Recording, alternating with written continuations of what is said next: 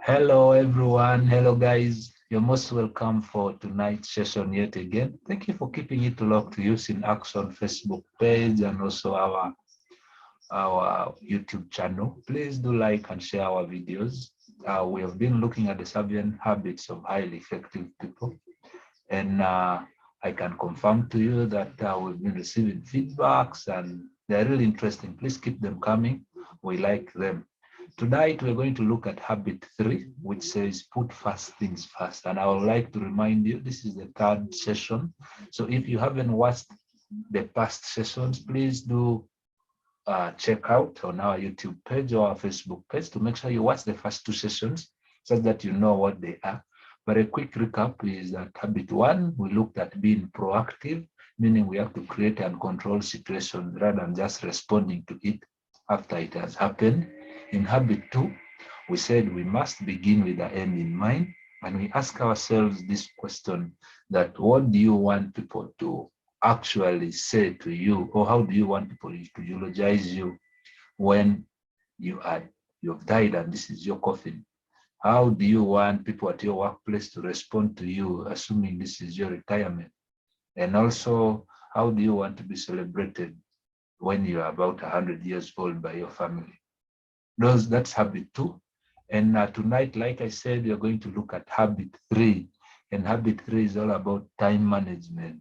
Habit 3 says that you must put first things first. A quick question to all of us that I want to ask is, colleagues, where do we spend out our time? Yeah, where do we spend our time currently? And I would like to tell you that where we spend our time actually tells a lot about what our priorities are. You should remember that all energy should be put where you actually want to achieve a goal, right? And you schedule time to do the activities that are in that time because they are in that sector because they are your priority. A little bit caution that I need to put to you out there is that time should be managed in week chunks instead of daily chunks to allow for variance. The unfortunate bit is some of you will want to plan for daily activities. That is very hard to really follow them up. I encourage you to plan for your activities in terms of weeks. Say at the end of this week, I want to achieve this and this and this, or I should have done this and this and that. Instead of saying today, I need to have done this, because you never know. An urgent thing might come on that day and you fail to complete. So please plan your weeks, plan the weeks instead of days in the week. So like I said in the last video, we are really going to look at the time matrix. And the time matrix is made up of what is urgent and what might be important, and they're opposite. So something can be urgent and something can be not urgent. Another thing can be important, while the thing cannot be important. So when you draw the matrix for those two, we may have an activity that is in this quadrant here, the first quadrant up here, which is important and urgent. Then we have the second matrix here, which is not urgent, but it is important, right? Then we have the third one, which is down here, which is urgent, but not important. And then lastly, we have in quadrant 4, what might be not urgent and not important, right? I know some of you already laughing because you know the activities that might be in some of those matrices already. And I would like to ask you, by the end of this, you should have realized where you spend most of your time when you are awake. I mean, when you're not doing any activity, all right?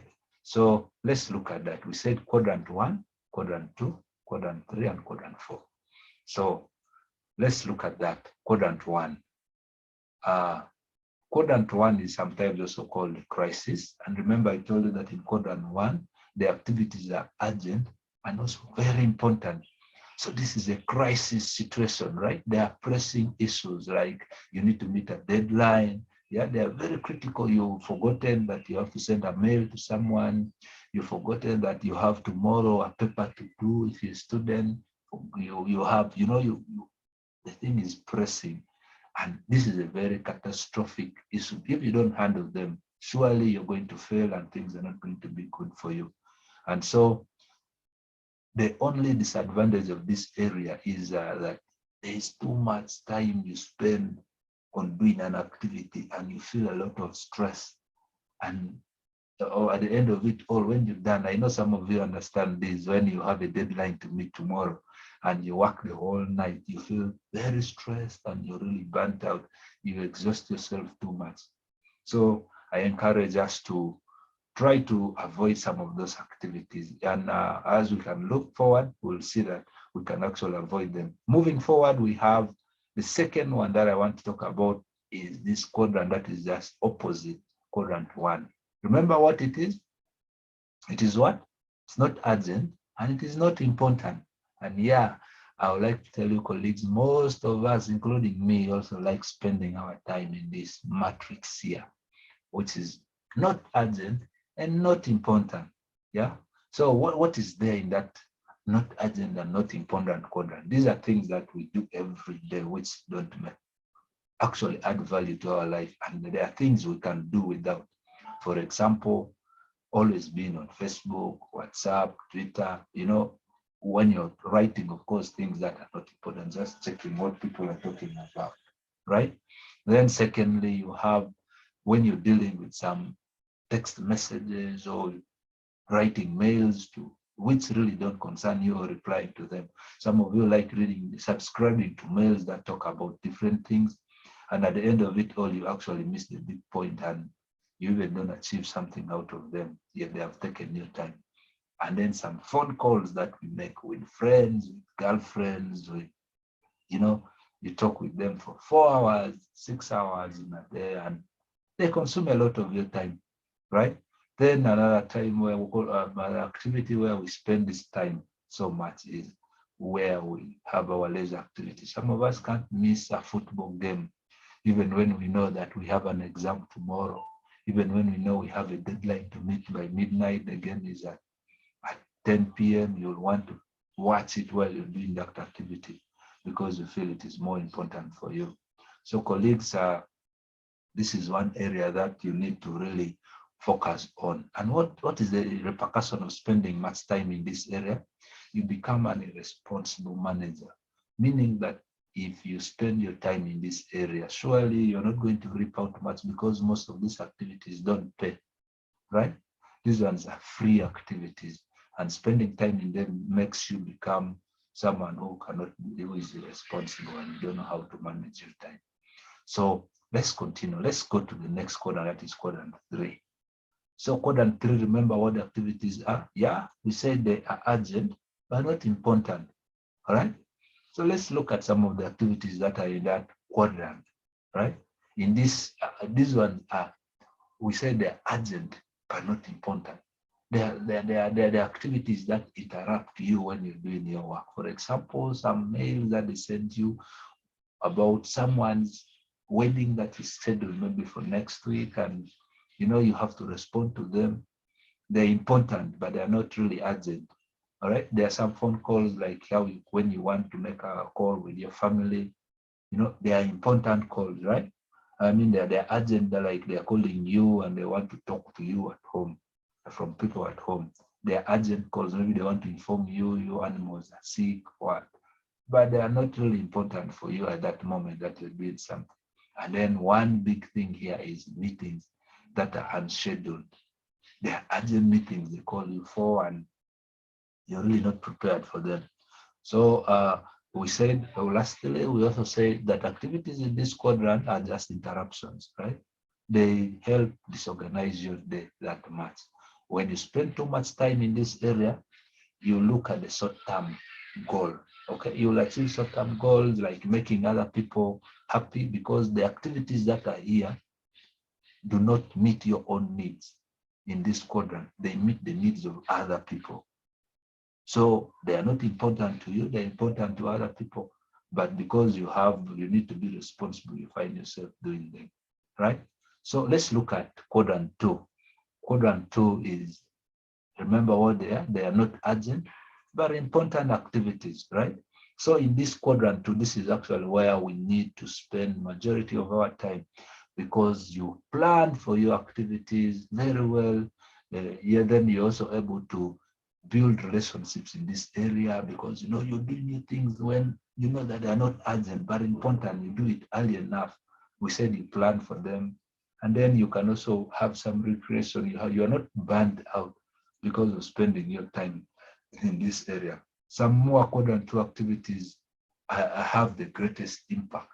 For example, when you plan for them, right? Say when you decide to tell yourself that, oh, I think I have a deadline or at the end of this month, and then you begin to tell yourself, okay, I think this report that I have to submit is divided into 3 parts. I have 3 weeks left to the deadline, so I'm going to divide the 3 parts into 1 week each, and you find yourself being able to plan for them and you achieve your activities.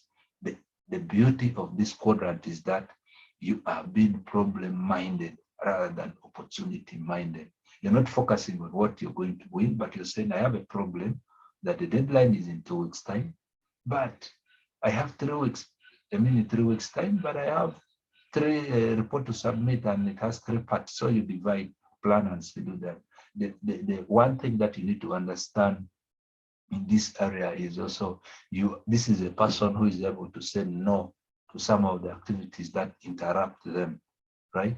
You're able to say no to some unscheduled meetings that come at any time, and you also know how to delegate, right? In quadrant two, you're able to delegate some of the activities that you think will not help you to people whom you think it is going to be important to. All right. So let's look at, as we come to the conclusion of this tonight, let's look at all the reviews that we had. We said in the habit one, you must be proactive. Then by being proactive, remember we said, what we said? That for you to be proactive, it means that you must be responsible for the activity, the things that happen to you in your daily life. Then we went on to say in habit two that you must begin with the end in mind, right?